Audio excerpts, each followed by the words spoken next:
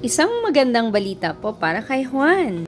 Ayon po sa Cebu Pacific, maaari na po ngayong magdala ng hanggang sa 3 piraso ng check-in luggage. Pwede po tayong mamili sa mga variants na 20 kilos, 24 kilos, 28 kilos, or 32 kilos. Kung natatandaan niyo po, dati-rati allowed lang po tayong magdala ng 2 pirasong check-in baggage na may combination ng either 20 kilos or 32 kilos.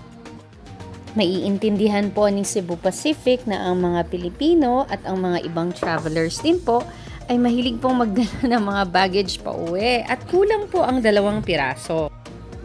Kaya naman po, good news para sa atin na pwede na po tayong magdala ng 3 piraso.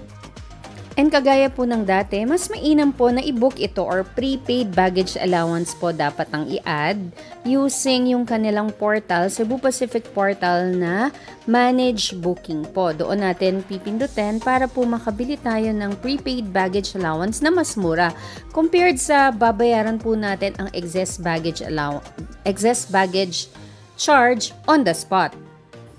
Isang magandang balita po sa atin kung mahilig po tayong magdala ng maraming bagahe pa uwi, lalo na yung mga mahilig bumili ng mga pasalubong or pambenta. Pwedeng-pwede na po ito sa Cebu Pacific. So ano pa pong inaantay nyo? Lipad na po. Ang Cebu Pacific nga po pala sa ngayon ay mayroong 35 domestic flights at may 25 international destinations sa Asia, Australia at Middle East.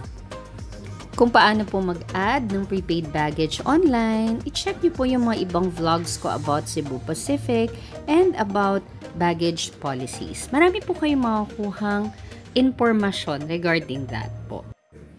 So, ayan po. Until here na lang and I'll see you again po on my next vlog. Thank you for subscribing. This has been Plantorny G.